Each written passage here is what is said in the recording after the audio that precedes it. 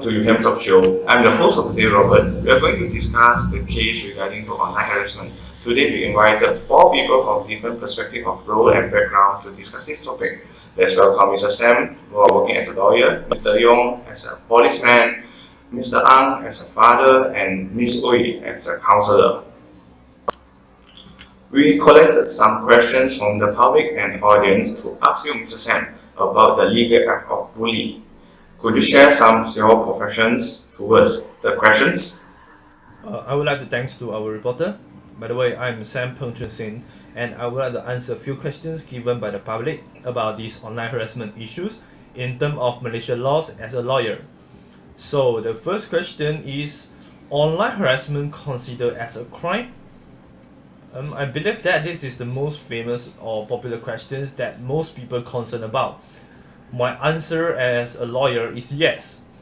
Although under the mid of 2000s there were no specific online harassment laws, but most of the legislators have not been blind to the increasing number of the high publicity incidents. So nowadays, law have sprung up in some countries including Malaysia, but many of these law often leave enforcement in the hand of school officials. However, Malaysia have used existing law on the books such as Communications and Multimedia Act 1998 to prosecute individuals suspected of online harassment. Okay, let us go to the next question. How do Malaysia law could protect online harassment victim? Okay, since many internet users are not even aware they are bullies because they do not know of the existence of certain provisions in Communications and Multimedia Act 1998 which criminalize the use of internet facility by any person to transmit any messages which causes annoyance to another person. So I would like to call any of internet user who feel they are being harassed online should make a complaint to the operator of social media and the police so that action can be taken under sections 233 bracket 1 and section 233 bracket 3 of the Communications and Multimedia Act. So I would like to briefly talk about these two different sections. The first section is the section 233 bracket 1 of Communications and Multimedia Act state that what actions is actually considered as online harassment in terms of Malaysia law, whereas sections 233 and bracket 3 stated that punishment given under the act. So it can be maximum fine of 50k of Malaysian ringgit or maximum 1 year jail terms or both, as well as a further fine of 1,000 ringgit for every day if the offense continues after conviction. So let us go to the last question, which is, do existing penalty for online harassment considered inadequate? In my opinion, as a lawyer and also a citizen of Malaysia, I would like to say that the existing laws such as Communications and Multimedia Act may not be sufficient to control the online harassment issues. This is because the cyberbullying have a major impact on society, especially for those who resulting in suicide. I would like to give an example that really happened in Sarawak, in which a teenage girl committed suicide after posting a poll on her Instagram account asking followers if she should die or not, and 69% of her followers supported her decisions to end her life through online voting. So, in order to conquer this problem, I would like to suggest the Ministry of Communications and Multimedia and also our Cybersecurity Malaysia should also step up the monitoring of social media use among adolescents and also consider making it compulsory for users to register their social media accounts in their original name. So this is my answer for those three questions. So thank you. Thank you, Mr. Sam. I have doubt that in this case, how police get involved to avoid or overcome this case happen. Thank you, Mr. Robert. There are too many online harassment cases nowadays because the technology have been used to harass and cheat. The rapid and uncontrolled ICT development have created challenges in the form of loopholes in current laws, economic development, political stability, and social well-being. Malaysia had jumped to 6th place in the survey measuring cyberbullying among 28 countries.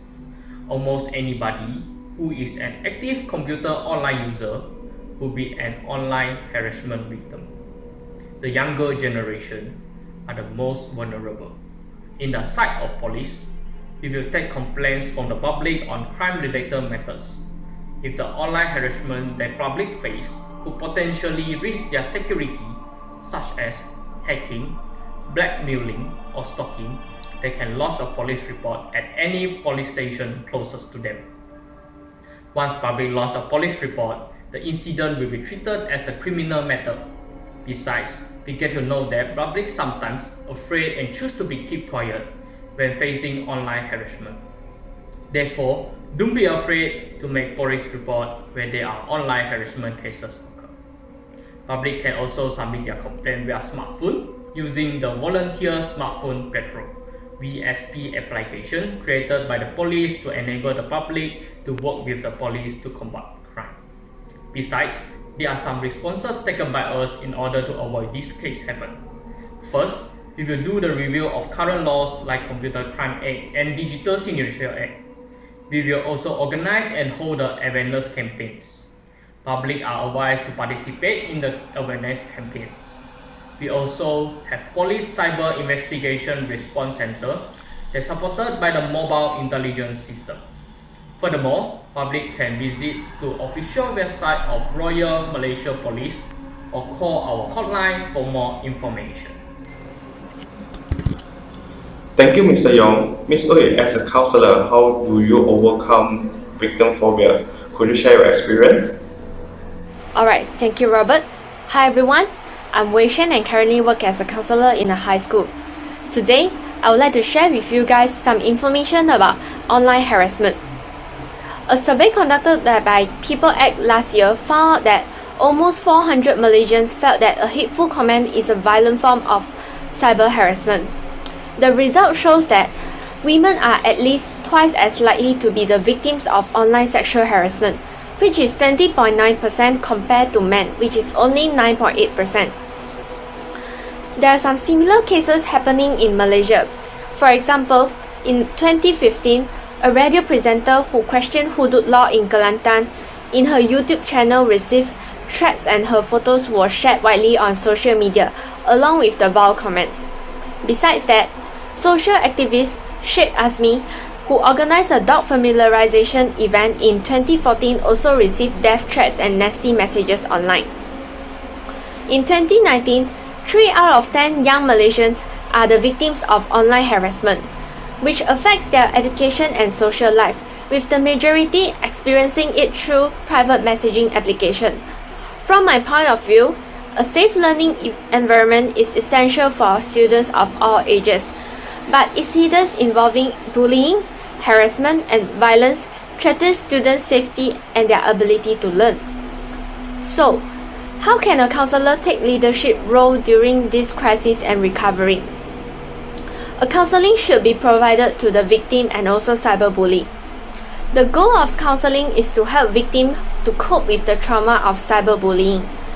It is also important that the cyberbully to be educated regarding the serious consequences of cyberbullying.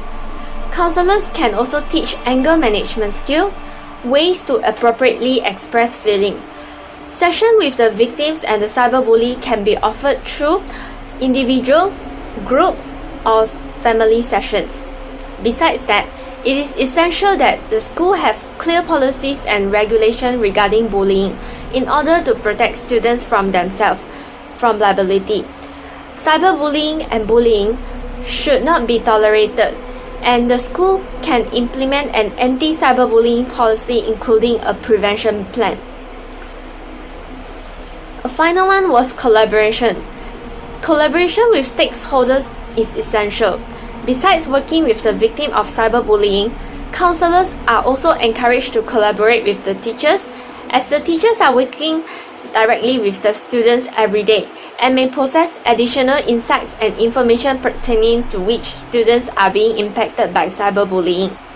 Counselors are also encouraged to communicate and educate the parents about the cyberbullying and what will happen if the parents chose to ignore it. Alright, that is all from me. Thank you for having me today and I hope you have a good day. Thank you for sharing, Ms. Ooi. We would like to listen from the parent side based on this case. As a father, I am concerned about my children's feelings whenever they feel unhappy or depressed right after they use the internet or social media. For instance, we could approach them to have a small talk together with them to know more what are the causes that make them feel down and sadness. Therefore, this is the way we could find out the root causes of their emotional change. For example, throughout the conversation, we could analyze and understand more what's the purpose of their being start the bullies, and we also can give them our suggestions how to overcome these online harassments. As a parents also, we could take immediate actions if our children has been bullied, such as we could make police report and bring them to the counseling sessions to overcome the digital phobia. We could also accompany our children to go to their educational institutions to raise this awareness to the teachers or the principal to know that the students or the friends in the campus that actually may be undergoing online harassment to the friends or our daughter or sons. So we are the victims, so we need to let the publics know more what the things is actually happens. If we found out that our children actually is the one who to bully others, we should stop them immediately and tell them the seriousness of bullying that may be caused to the victim. That, for example, maybe they have like strong depressions or they have a mentality broke down due to some action that have been written inside the internet. So we need to tell them how the consequences and also the seriousness level what they have been doing through when they start the bullying in the internet. I also hope the public who as also the internet user do not misuse the internet as a weapon to tackle or attack the people, the innocent peoples that might be just for your fun. So please don't do so. Thank you. Thank you so much from you all. We hope every internet user uphold the right attitude when using the internet. Thank you for watching and see you next time.